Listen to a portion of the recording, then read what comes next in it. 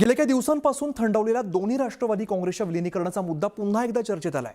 जर दोन्ही पक्ष एकत्र येणार असतील आणि सुनेत्रा वहिनींच्या नेतृत्वाखाली राष्ट्रवादी काँग्रेसची ताकद वाढत असेल तर विलीनीकरणासाठी अजून सुद्धा वेळ गेलेली नाही असं सूचक विधान आमदार सुनील शेळके यांनी केलेलं आहे। त्यांचं हे वक्तव्य महाराष्ट्रात नव्या राजकीय घडामोडी घडण्याचे संकेत तर नाहीत ना, अशा चर्चा आता रंगू लागल्यात। अजितदादांच्या विमान अपघातानंतर दोन्ही राष्ट्रवादीच्या विलीनीकरणाच्या चर्चा सुरू झाल्या, पण या केवळ चर्चाच होत्या, खलबत काही झाली नाही। दोन्ही बाजूंनी दावे प्रतिदावे करण्यात आले।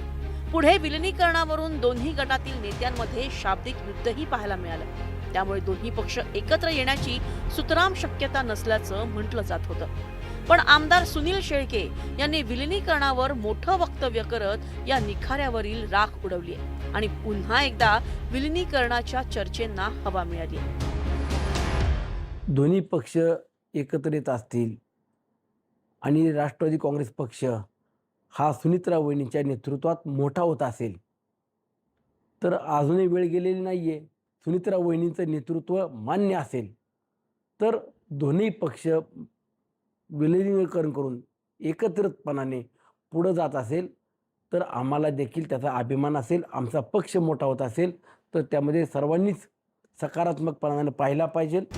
सुनील शेळके यांनी विलीनीकरणाबाबत जे काही म्हटलंय त्याबाबत चर्चा सुरू आहे का मला माहित नाही, पण यावर अंतिम निर्णय सुनेत्रा वहिनीच घेतील असं म्हणत सुनील तटकरे यांनी पक्षाची भूमिका मांडली आहे। दोन्ही राष्ट्रवादीच्या विलीनीकरणाच्या चर्चेवर राजकीय वर्तुळातही प्रतिसाद उमटतायत। राष्ट्रवादीची दोन शक्ल जी आहे ती उद्याच्या दृष्टीनं आज जी वाटचाल आहे हे फार काळ काही हे वाटचाल टिकणार नाही। भारतीय जनता पक्ष अजगर आहे, तो हळूहळू एकेकाला गिळंकृत करून टाकेल आणि सुस्तपणे भासही होऊ देणार नाही की त्याच्या पोटात गेले की नाही, तो अंदाजही घेऊ देणार नाही। असं आहे की दोन्ही राष्ट्रवादी एकत्र येण्याच्या बाबतीत आमच्या पक्षामध्ये सध्या कोणती चर्चा नाही। जेव्हा काही चर्चा होईल तेव्हा आम्ही तुम्हाला सांगू, पण सध्या तरी कोणती चर्चा आमच्या पक्षामध्ये नाही।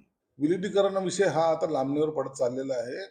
राष्ट्रवादीमध्ये अजितदादाच्या पक्षामध्ये सुद्धा काही लोक विलीनीकरणाच्या बाजूने आहेत, काही विरोधात आहेत। म्हणून आता याच्यावर तोडगा कसा निघेल हे आता सांगता येणार नाही, परंतु मला वाटतं ही विलीनीकरणाची प्रक्रिया लांबणीवर पडणार आहे। अजित पवार यांच्या निधनानंतर दोन्ही राष्ट्रवादी काँग्रेस समोर निर्माण झालेल्या परिस्थितीत विलीनीकरणाचा पर्याय पुन्हा एकदा चर्चेत आलाय। यावर आता दोन्ही पक्ष काय निर्णय घेतायत याकडे सगळ्यांचं लक्ष लागलंय। Bureau report, news 18 Marathi.